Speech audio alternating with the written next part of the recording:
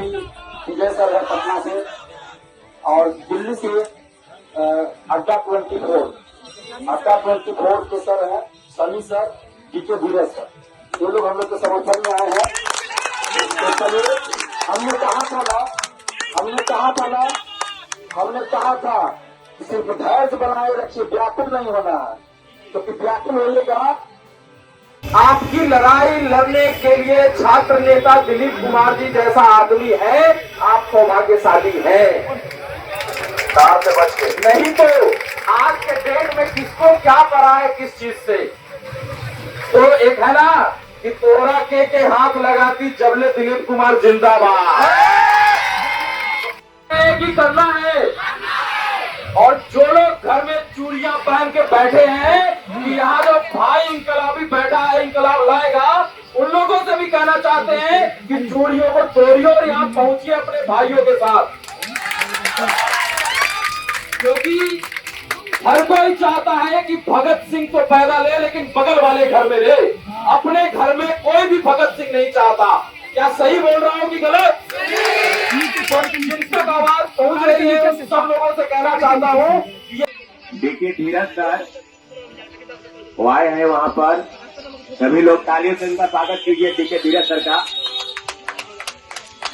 DK धीरज sir किस करते हैं डीके धीरज सर।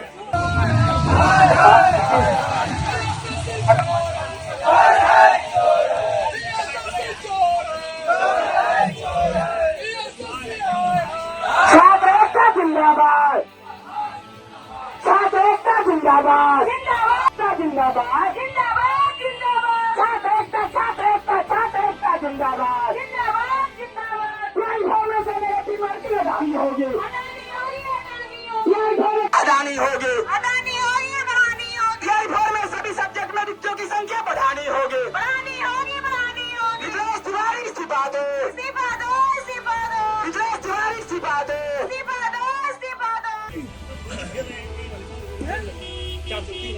आप लोग को बच्चों को देखे सही लोग बताइए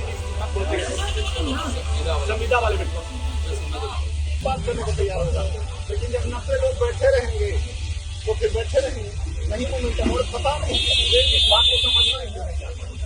कमेंट देखिए, उनका कमेंट है कि वो मुद्दा हावी हो रहा है, हमारा मुद्दा नहीं उठा रहा है, क्योंकि आप आ नहीं रहे।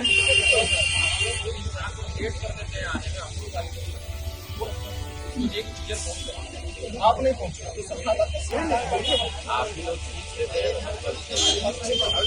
अगर मेरा कब्जा लेबर के लिए थोड़ा सा जमीन बताना, अरे रिलेशन में क्या होता है,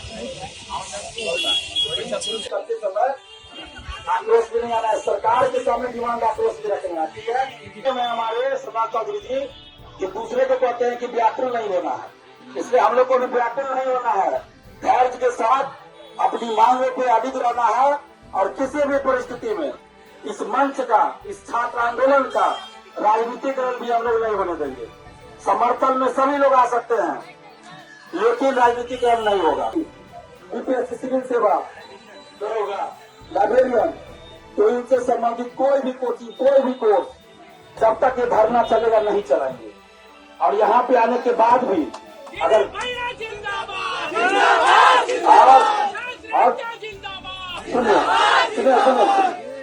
और अगर कोई टीचर यहाँ आने के बाद भी यहाँ वादा कर ले कि हमारा कोचिंग बंद है जब तक धरना चलेगा और जाके खोल ले, तो फिर आप लोग ही उनका बारे में देखिएगा कि क्या करना है। ठीक है, तो किसी को वादा करके जाए तो अपने वादे को निभाए, क्योंकि देखिए हम जो बोलते हैं ना खुलेआम बोलते हैं हम, और ये हमारी समझिए कि जो भी कह लीजिए, मेरिट कहिए डिमेरिट कहिए, जो कहिए, लेकिन आप सच बोलने वाले आदमी है। और मुझे लगता है तो सपोर्ट कीजिए, छात्रों का साथ दीजिए, क्योंकि छात्र है तो कोचिंग है। ठीक है, तो अभी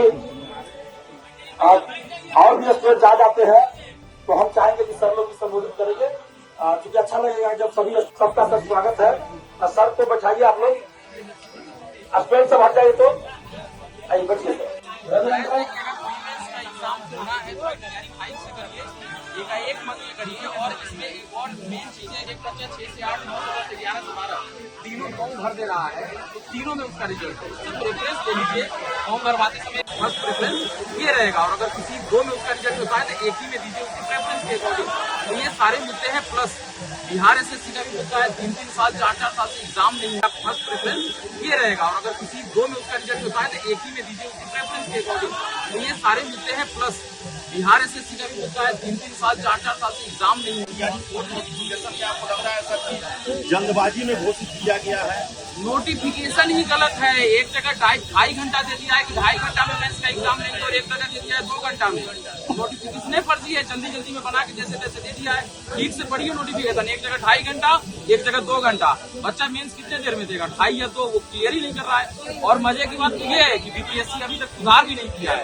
इतना दिन हो गया, कोई क्लियरिफिकेशन भी नहीं है बीपीएससी का। इतना जब ट्रांसपेरेंट होगा, आप 10 गुना नहीं 50 गुना दे दो, ट्रांसपेरेंट कोई चीज है ही नहीं, तो फिर कैसे? 70 का भी देख लीजिए। चलिए सबसे पहली चीज ट्रांसपेरेंट तानाशाही नहीं है।